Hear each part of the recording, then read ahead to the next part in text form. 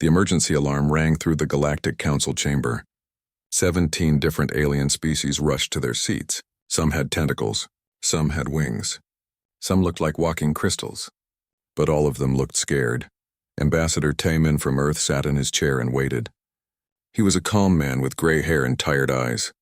He had been Earth's representative for 2 years now. He knew this meeting would not be pleasant. The council leader, a tall being made of blue light, spoke first. "We have a crisis.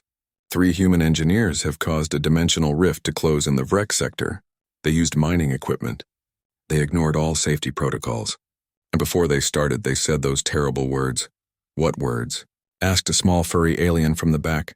"Hold my beer," Taemin said quietly. He knew exactly what had happened. The chamber exploded with noise. Aliens shouted in 40 different languages. Some demanded Earth be expelled from the council. Others wanted humans banned from space travel. A few just fainted. This was not the first time humans had caused problems. It all started 6 months ago when Earth joined the galactic community. Humans were new to space. They were supposed to be careful. They were supposed to learn from older species. They were supposed to follow the rules, but humans did not like rules very much. Captain Jiwoo commanded Earth's exploration ship called the Wanderer. She was young for a captain, only 32 years old. She had short black hair and a smile that made aliens nervous. Her crew was small. Engineer Hyunwoo handled all repairs. Pilot Dayan flew the ship. Scientist Bo Ram studied everything they found. The Galactic Council thought these 4 humans were safe. They were wrong. The trouble began on planet Kelmar. The Wanderer was there for a simple diplomatic mission. Shake some hands, exchange some gifts, say nice things about Kelmar's 3 sons. Easy work. But when they arrived, they found a problem. A Kelmar merchant ship was stuck in a gravity well. It had been trapped there for 3 years. The best Kelmar scientists studied it every day.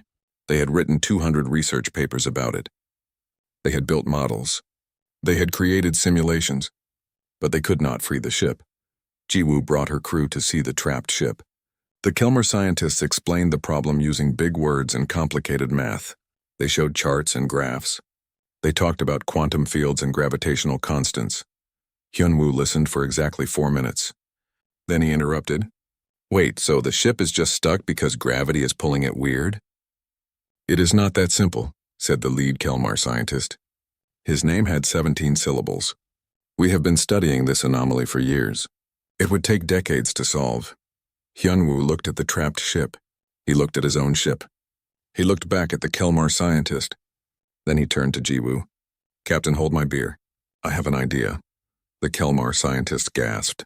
In their culture, giving someone your drink meant you were about to do something stupid. They did not know that humans said this all the time. Jiwoo took an imaginary beer. She knew what was coming. "How long will this take?" "Give me an hour," Hyunwoo said. He was already walking back to the Wanderer. What happened next became legendary. Hyunwoo took apart the ship's waste disposal system. Yes, the toilet. He connected it to the navigation thrusters. He added some wire from the cargo bay. He programmed it using code he wrote in 30 minutes. Then he created what he called a gravity sling. The Kelmar scientists watched in horror. This violated every rule they knew. The math did not work. The physics were wrong. The whole idea was insane, but it worked. The Wanderer created a counter-gravitational field using waste disposal equipment. The merchant ship pulled free. The whole rescue took 53 minutes. The Kelmar scientists did not celebrate. They immediately sent a report to the Galactic Council. The title was, "Human Improvisation May Constitute a Cosmic Threat." News spread fast in the galaxy. Humans had done the impossible using a toilet and some wire. Other species began investigating Earth's history. What they found terrified them. Humans had been doing impossible things for thousands of years. They flew machines heavier than air. They split atoms. They went to their moon using computers less powerful than a modern coffee maker. And throughout their history, they kept saying, "Hold my beer," before trying crazy things. The Galactic Archives found 17,000 recorded incidents. Each one showed a human doing something that should not work. Building bridges that should collapse. Creating medicines by accident. Surviving falls that should kill them. And always saying those 4 words first. The council assigned specialist Yejun to explain human behavior. Yejun was young and enthusiastic. He thought the presentation would be easy. He was wrong. Yejun showed up with videos from Earth. He showed aliens something called extreme sports. He showed them people jumping off cliffs with fabric wings. He showed them humans riding giant waves. He showed them someone named Johnny Knoxville doing things that should absolutely kill a person. "This is normal?" asked a horrified council member. "This is Tuesday for us," Yejun said with a smile. The council watched in silence as humans did backflips on motorcycles, as they climbed mountains without ropes, as they intentionally jumped out of perfectly good aircraft for fun. "But why?" asked the council leader. Yejun thought about it. "Because it is there? Because someone said we could not? Because it seemed fun? Humans do not always need good reasons. Sometimes we just do things to see what happens." That was the wrong answer. The council erupted again. Some species demanded humans be studied. Others wanted humans quarantined on Earth. A few suggested putting warning signs around the entire solar system, but the damage was done. Humans were in space now, and they were not going away. More incidents followed. A human cargo pilot named Subin fixed a broken engine by hitting it with a wrench. It should not have worked. It worked perfectly. A human scientist named Hana solved a century-old equation by just trying random numbers until something clicked. A human named Wansik repaired a space station's computer by turning it off and on again. The station's original builders said this was impossible. They were wrong. The galaxy was not ready for humans. Humans solved problems by ignoring the rules. They fixed things by breaking them first. They made decisions based on gut feelings instead of data. And worst of all, it worked. Back in the council chamber, Taemin finally stood up. "I know you are scared. I know humans are unpredictable. But we saved that Kelmar ship. We help where we can. Yes, our methods are strange, but they work. That is what terrifies us," said the council leader. "You should fail. The universe has rules. Mathematics does not lie. Physics cannot be ignored. Yet humans do the impossible regularly." "How?" Taemin smiled. It was not a happy smile. "We do not know either. We just keep trying until something works. We call it human stubbornness. You can call it whatever you want. But we are here now, and we are not leaving." The meeting ended badly. No decisions were made, but everyone knew things had changed. Humans were loose in the galaxy, and they had already started saying, "Hold my beer" again. Outside the chamber, Taemin checked his messages. There were 3 new incidents reported. A human mining crew had accidentally discovered a new element. A human cook had created a food that 17 species thought was delicious. And somewhere in the outer rim, a human engineer had just said the words, "Hold my beer," before attempting to fix a broken star map. Taemin sighed. It was going to be a long career. The Galactic Council worked for 3 weeks straight. They studied every human incident. They analyzed every report. They consulted with experts from 90 different species. Finally, they created something new: Protocol Crimson. Protocol Crimson was simple. Whenever sensors detected the phrase, "Hold my beer" in any human language, automatic warnings went out. All ships in the area had to leave immediately. Military forces went on high alert, and insurance companies automatically denied all claims for that sector. The safe distance was defined as at least 3 star systems away. Some species argued this was too close. Others said humans could not possibly be that dangerous. Both groups were wrong. Ambassador Taemin stood before the council again. This time he was angry. "You are treating us like weapons. We are just trying to help." "Help?" The council leader's blue light flickered. Last week, a human named Jae-hee kicked a box that had been studied for 10,000 years. She broke a puzzle that the greatest minds in the galaxy could not solve. By kicking it, it worked, did it not? Taemin said. "That is the problem. It should not have worked." The council showed a video. Commander Jae-hee stood in front of what aliens called the impossible box. The box was covered in symbols. It glowed with strange colors. It existed in 4 dimensions at once. Thousands of scientists had studied it. They wrote millions of pages about it. No one could open it. The Severan Union challenged humanity. They thought humans were lucky, not special. They gave the box to Jae-hee. "Solve this," they said. "Prove you are as clever as you claim." Jae-hee looked at the box for 3 minutes. She walked around it twice. She touched it once. Then she turned to her second officer, Min Soo, and handed him her coffee. "Hold this. I've got it." She kicked the box. Not hard, just a regular kick. The kind of kick you would give a vending machine that ate your money. The box opened. Inside was a glowing crystal that contained the secrets of an ancient civilization. The Severon scientists who witnessed this had to be taken to medical facilities. Some of them never fully recovered. She violated every rule of quantum mechanics, the council leader said. Our scientists are still trying to understand how this was possible. Some have given up and started studying philosophy instead. Taemin tried not to smile. Maybe the box was just stuck. The council was not amused, but Jaehee's incident was just the beginning. The council wanted to understand humans better. They needed to know if humans were really as unpredictable as they seemed, so they assigned Dr. Hana to study them. Dr. Hana was a xenopsychologist. She studied alien minds. She had worked with hundreds of species. She thought humans would be easy to understand. She was very wrong. Dr. Hana joined a human cargo ship. Captain Subin ran a small crew that transported goods across 3 sectors. They seemed normal enough. Subin was friendly. Her crew was professional. The ship was clean and well-maintained. Then things started breaking. In space, things break all the time. But humans fixed things in ways that made no sense. The navigation computer stopped working. The proper procedure was to replace the damaged circuits. This would take 6 hours. Instead, the human engineer turned it off, waited 10 seconds, and turned it back on. The computer worked perfectly. Why did that work? Dr. Hana asked. The engineer shrugged. Sometimes computers just need a break. That is not how computers work, I know. But it worked anyway. A week later, the engine made a strange noise. The proper procedure was to run full diagnostics. This would take 3 days. Instead, Captain Subin hit it with a wrench. The noise stopped. Why did that work?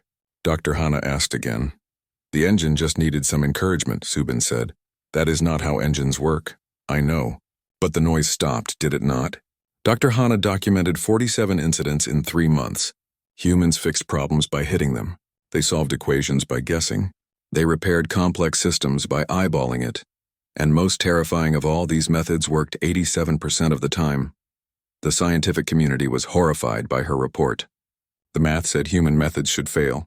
Physics said their solutions were impossible. Logic said they should all be dead, but they were not dead. They were thriving. And they kept saying, "Hold my beer," before trying even crazier things. Dr. Hana wrote her conclusion carefully. Humans possess an evolutionary trait that makes them allergic to the word impossible. When you tell a human something cannot be done, they take it as a personal challenge. They do not accept limits. They do not follow proper procedures. They just try things until something works. She added a note at the end. I am scared of what they might do next. Meanwhile, a small group of alien sociologists proposed a new theory. It was a terrifying theory. They said humans were not just creative problem solvers. They said humans could actually bend reality. Think about it, said Professor Calvor, a being made of crystalline thoughts. Human solutions work more often than they should. The mathematics prove this. If physics were consistent, humans would fail constantly. But they do not fail. Therefore, humans must be changing the rules somehow. You are saying humans can alter reality? Another scientist asked. I am saying humans refuse to accept reality as it is. And somehow the universe agrees with them. Most scientists laughed at this theory. It was too crazy, too impossible. But then someone did the math. Human solutions succeeded 87% of the time. According to proper calculations, they should succeed only 12% of the time. The numbers did not lie. Something strange was happening when humans tried to solve problems. The theory spread quietly through academic circles. Some species started avoiding humans completely. Others wanted to study them more. A few tried to hire humans to solve their impossible problems. Earth's government noticed the change. More aliens were visiting Earth. Some came to study humans. Others came to ask for help. And a few came to beg humans to stop doing impossible things. Specialist Yejun gave another presentation to the Galactic Council. This time he tried to explain human thinking. Humans do not see problems the same way you do. When you see an impossible task, you accept it. When humans see an impossible task, we get curious. We want to know if it is really impossible or if everyone just thinks it is impossible. What is the difference? Asked a council member. The difference is that everyone might be wrong. Maybe the task is not actually impossible. Maybe everyone just gave up too soon. Humans do not give up easily. We keep trying. We try different approaches. We break rules. We make mistakes. And sometimes we succeed. But you succeed too often, the council leader said. Your success rate is statistically impossible. Yejun grinned. Maybe your statistics are wrong. That was not the right thing to say.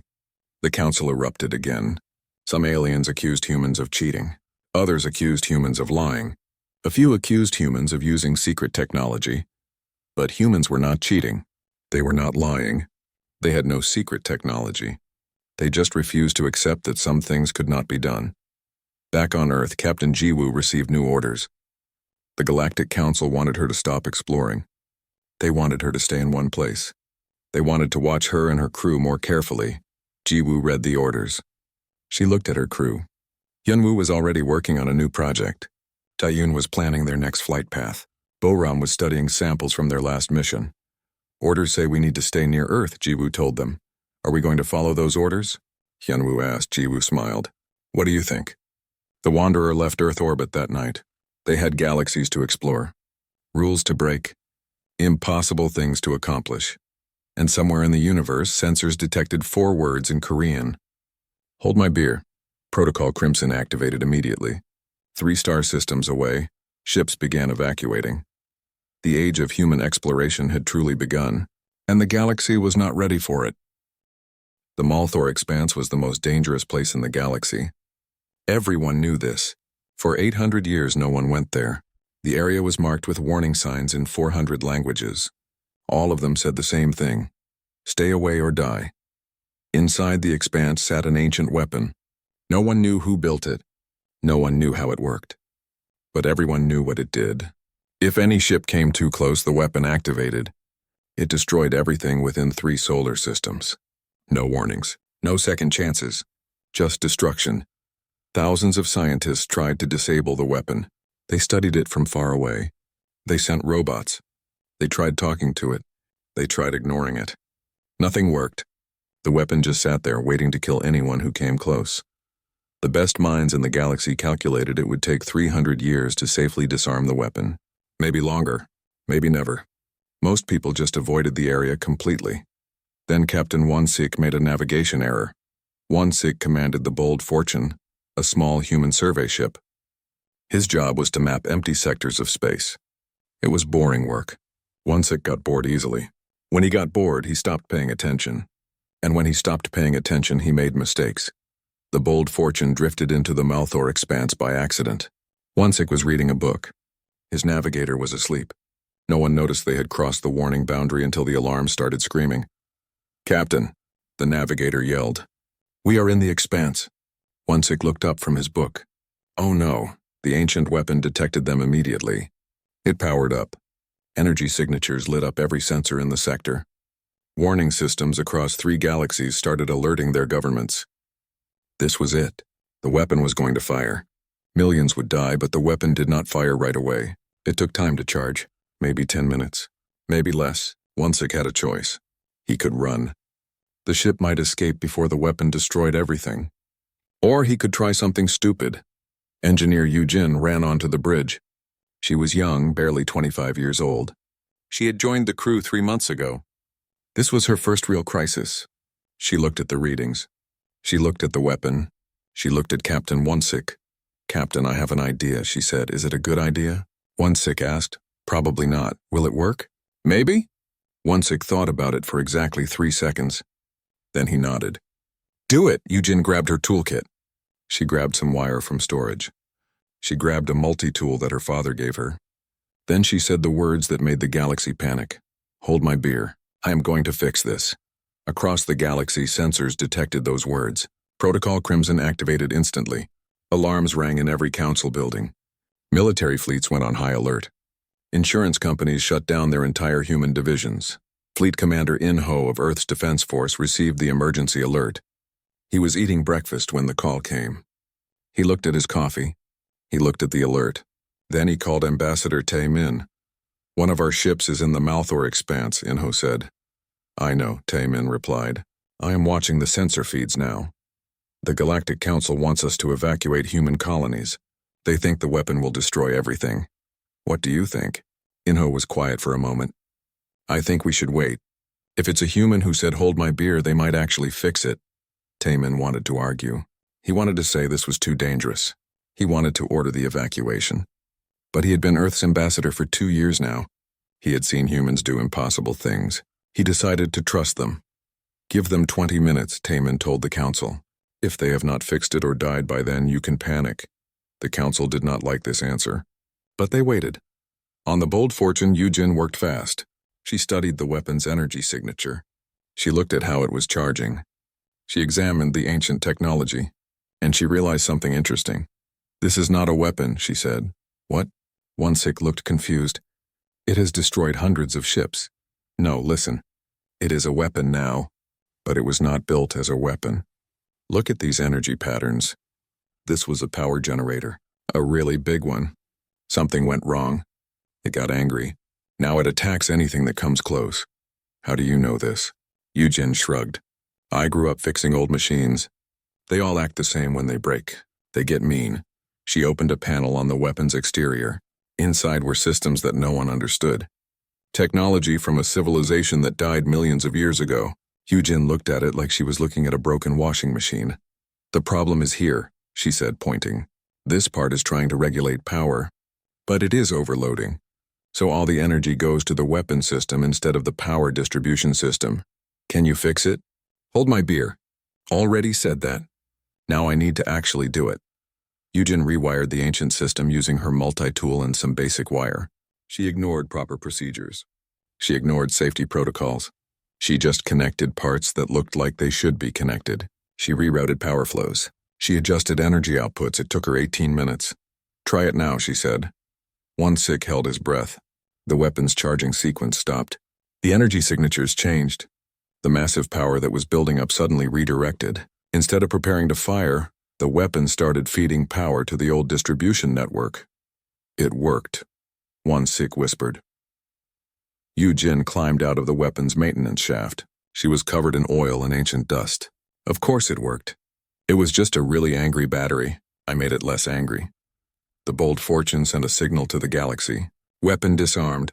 Area is now safe. Also, we accidentally created a massive power generator. Anyone need electricity? The nearest space station could not believe it. They had been running on minimal power for decades. The Malthor expanse blocked them from the main energy grid. They had been stuck there, slowly dying. Now suddenly they had more power than they knew what to do with. How much power? The station commander asked. Enough for 1,000 years, Yujin replied. Maybe longer. I am not great at math. The incident report was 300 pages long. Scientists from 17 species tried to explain how Yujin fixed an ancient weapon using basic wire and a multi-tool. They could not explain it. The technology should have rejected her modifications. The system should have exploded. Nothing she did should have worked, but it did work. And it worked perfectly. The report's conclusion was one sentence. We have no idea how this happened, but we are afraid to ask questions. The Galactic Council held another emergency meeting. This time half the species demanded humans be locked on Earth. The other half wanted to hire humans to solve their problems. Some species wanted both. A few just wanted to hide. Humans are too dangerous, and said the council leader. They must be contained. They just saved an entire sector, Taman argued. They solved a problem that has existed for 800 years. They did it in 18 minutes. You should be thanking them. We would thank them if we understood how they did it.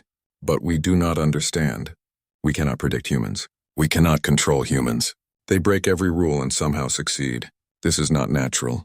Natural or not, we are here, and we are helping.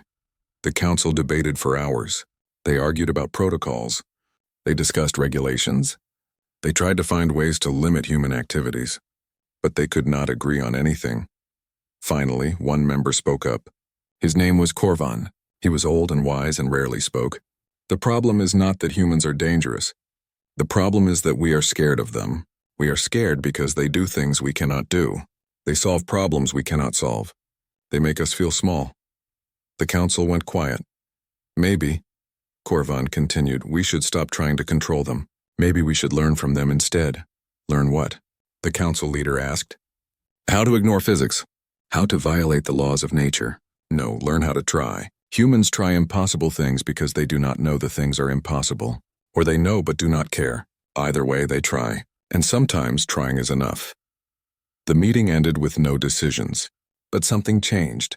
Some species started looking at humans differently, not as threats, not as mysteries, but as teachers. Back on the Bold Fortune, Yujin was already working on her next project. Captain Wansik watched her nervously. "Please tell me you are not going to say those words again," Wansik said. Yujin looked up from her work. She was covered in grease and smiling. "Oh, I am definitely going to say them again. Probably tomorrow. Maybe tonight. There is a lot of broken stuff in this galaxy, and I like fixing things," Wansik sighed. "The Council is not going to like that." "The Council can hold my beer too," Yujin said. Somewhere in the galaxy, sensors detected those words again. Protocol Crimson activated. Ships evacuated. Military forces mobilized. Insurance companies prepared for the worst. But for the first time, a few aliens smiled when they heard the warning. Because they were starting to understand something important about humans. When humans said, "Hold my beer," impossible things became possible. Dr. Sunmi was an archaeologist. She spent her life digging through ruins of dead civilizations. Most archaeologists worked on Earth. Sunmi preferred alien worlds. She liked discovering secrets that no one had seen for millions of years. She was working on a planet at the edge of the galaxy. The planet had no name, just a number, Sector 7743. The planet was cold and empty. Nothing lived there anymore. But once a great civilization had built cities here. Then they vanished. Sunmi had been digging for 3 months. She found tools. She found buildings. She found art. But she had not found anything important, not until today. She was working in a deep chamber when her scanner detected something. A room behind a wall. A hidden room. Sunmi carefully broke through the wall. Inside was a vault. The vault was sealed for millions of years. Sunmi opened it with shaking hands.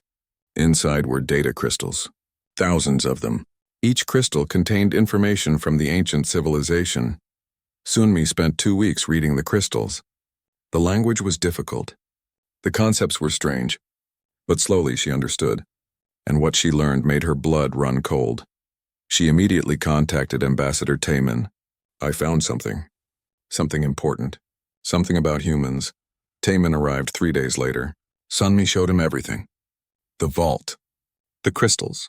The information. Taemin read it all. When he finished, he sat down heavily. "The architects," he whispered. "The architects were a legend. A civilization so old and so advanced that they created life itself. They seeded planets across the galaxy. They designed species. They built worlds. Then they disappeared. Most species thought the architects were just a story. But Sunmi found proof. The architects were real, and they created humans for a specific purpose. The data crystals contained the architects' final logs.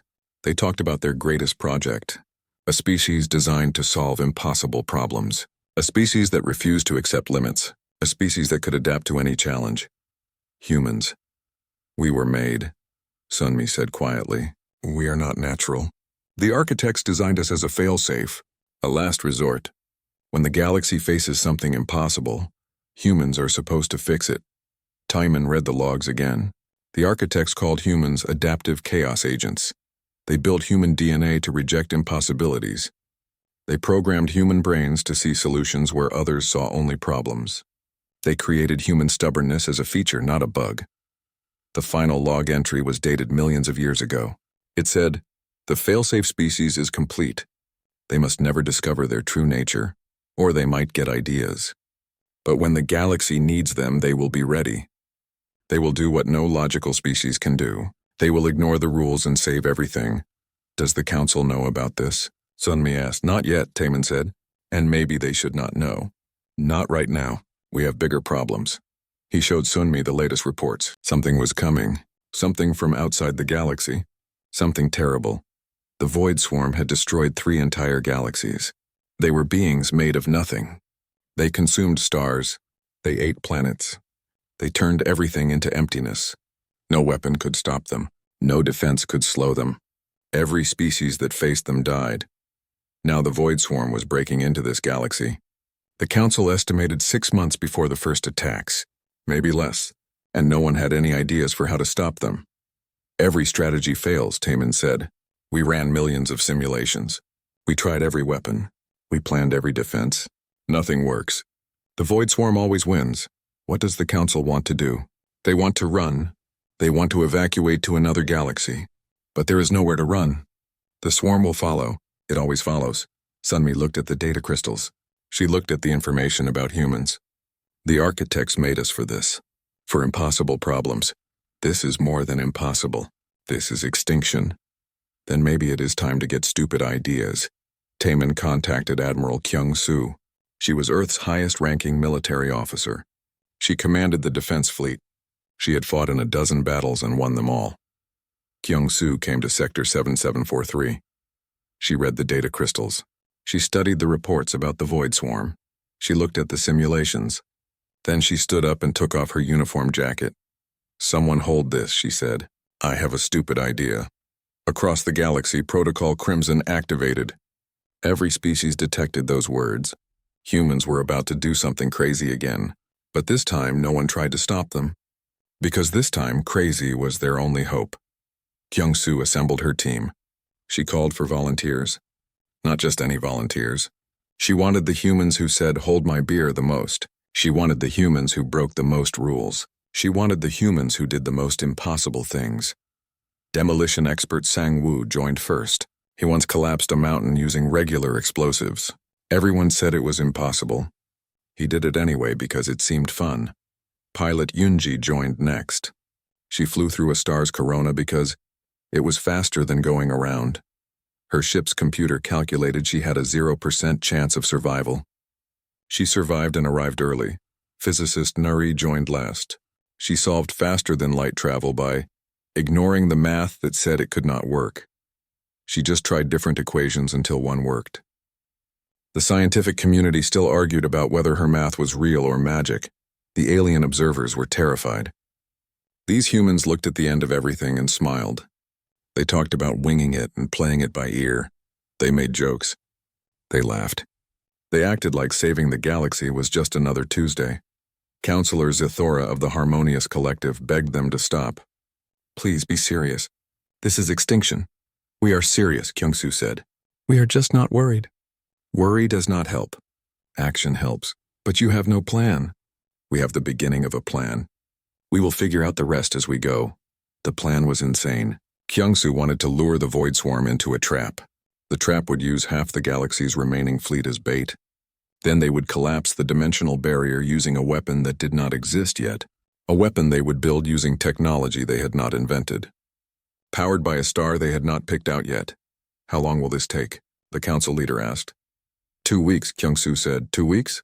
Our scientists said this would take decades. Maybe centuries. Your scientists think too much. We are just going to do it, and if you fail, then we try Plan B. What is Plan B? Kyung-soo shrugged. We will figure that out if we need it. Humans are really good at backup plans. We have Plans C through Z ready too. The council had no choice. They authorized the plan.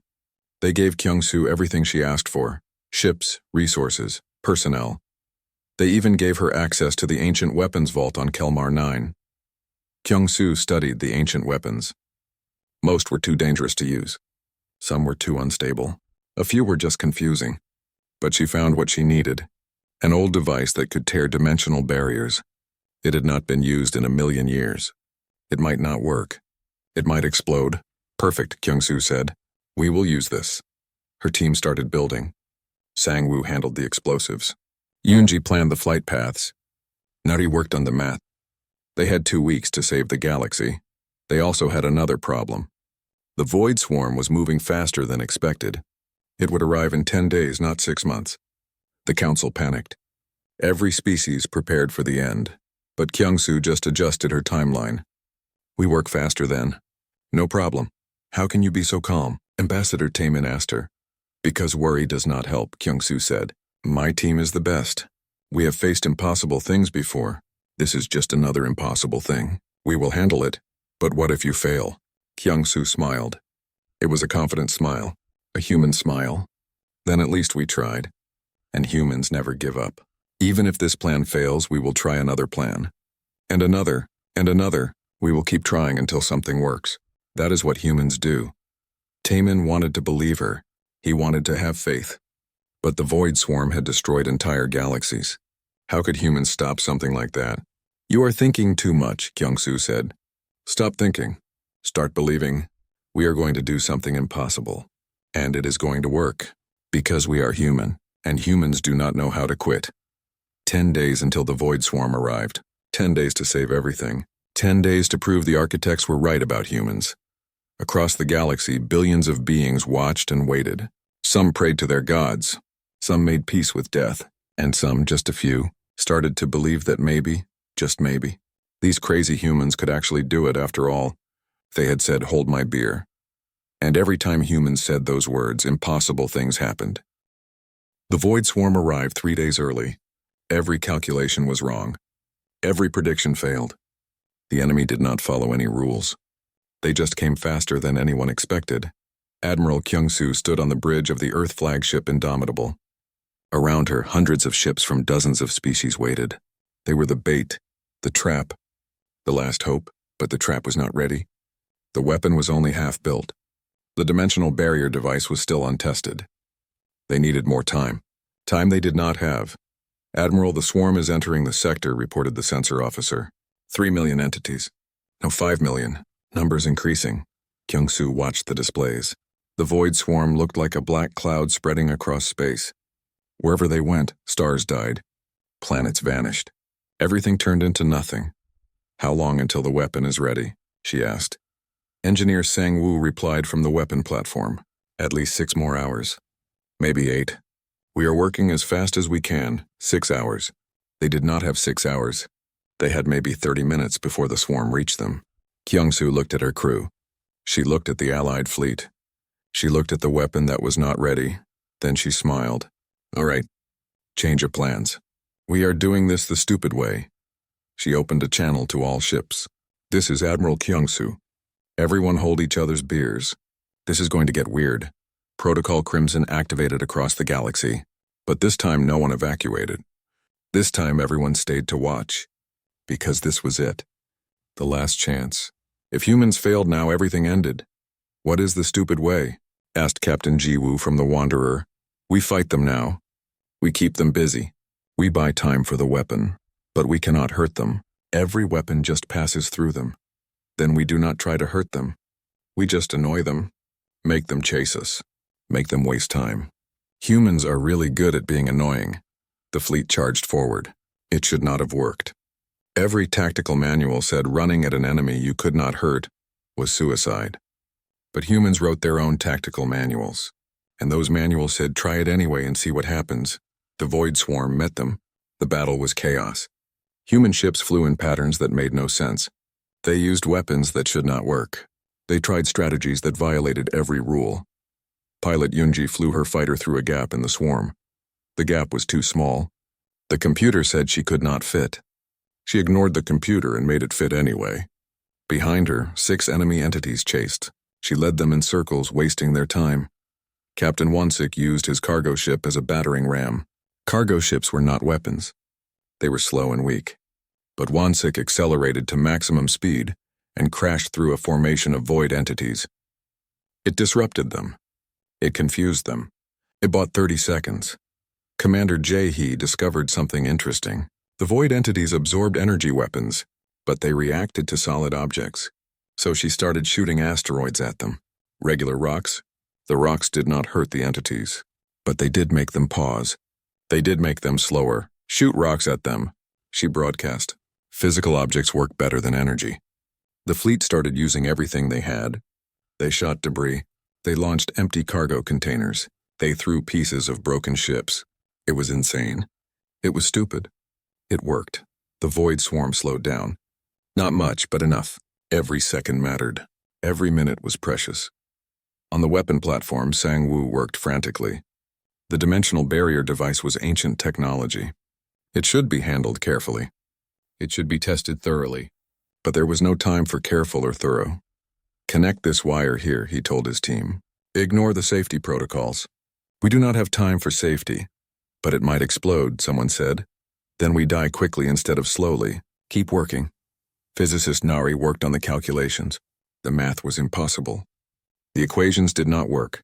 According to every law of physics, the weapon could not function. But Nari had solved impossible math before. She just kept trying different numbers.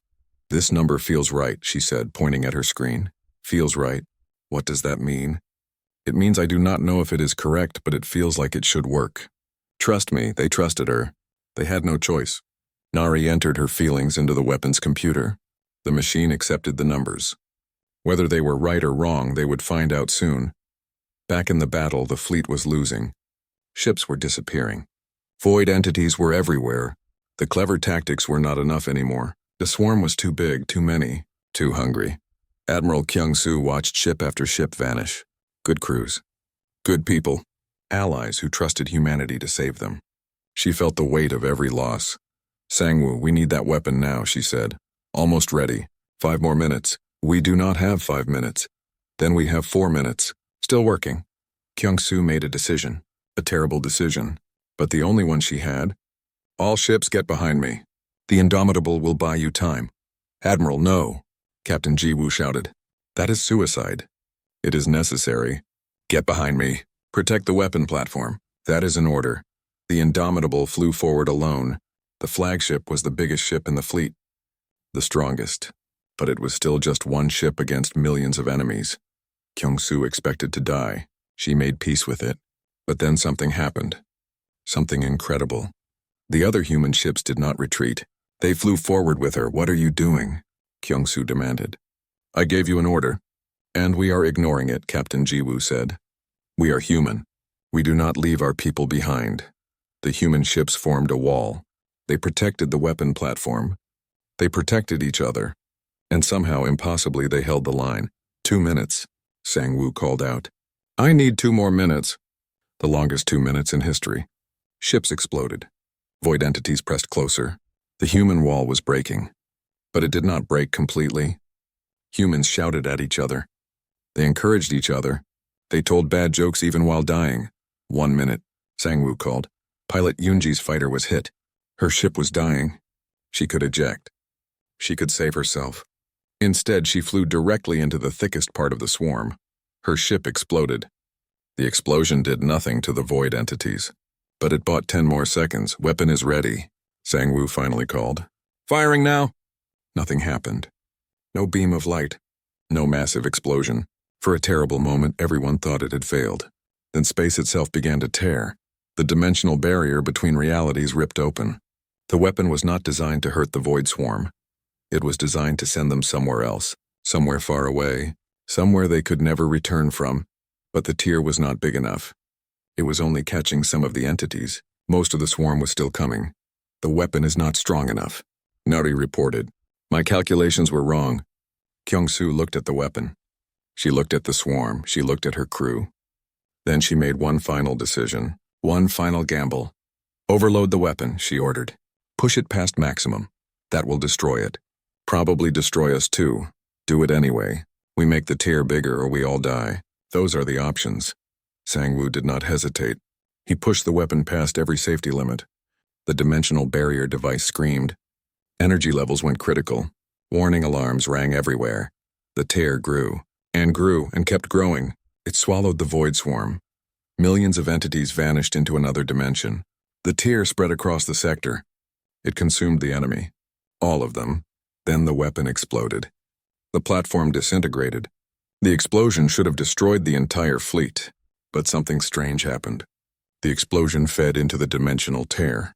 It made the tear seal itself. Reality repaired itself. When the light faded, the void swarm was gone. The fleet was damaged but alive. The weapon was destroyed. But it had worked. Silence filled every ship. Then slowly, cheering began. Aliens who thought they would die were alive. Species that faced extinction were saved. The impossible had happened again. Admiral Kyung-soo sat in her command chair. Her ship was heavily damaged. Her fleet was scattered. Many good people had died. But they had won. Against everything, they had won. "Someone remind me to never say 'hold my beer' ever again," she said quietly. Her crew laughed. They knew it was a lie. Humans would always say those words. It was who they were 5 years past. The galaxy rebuilt. New ships were made. New alliances were formed. And humanity's reputation spread to every corner of known space. "Hold my beer" became a legendary phrase. Universities studied it. Historians wrote about it. Children learned about the day humans saved the galaxy by doing something completely crazy. Captain Ji-woo, now commanded the Human Crisis Response Team. Her job was to solve impossible problems. She recruited the best and the wildest humans she could find, people who said, "Hold my beer" regularly, people who refused to accept limits. The Galactic Council created a new category for humanity. They were no longer just members. They were essential chaos agents. When any species faced an impossible problem, they called humans, and humans always came to help. On a remote station at the edge of known space, Specialist Yejun taught alien cadets at Earth's Interspecies Academy. Today's lesson was Understanding Human Psychology 101. A young alien student raised a tentacle. "Professor, is it true that humans do not feel fear?" Yejun smiled. "We feel fear. We just have a really bad habit of ignoring it. When something scares us, we often say, 'Hold my beer,' and do the thing anyway." He showed a hologram, the first moon landing, the first faster than light,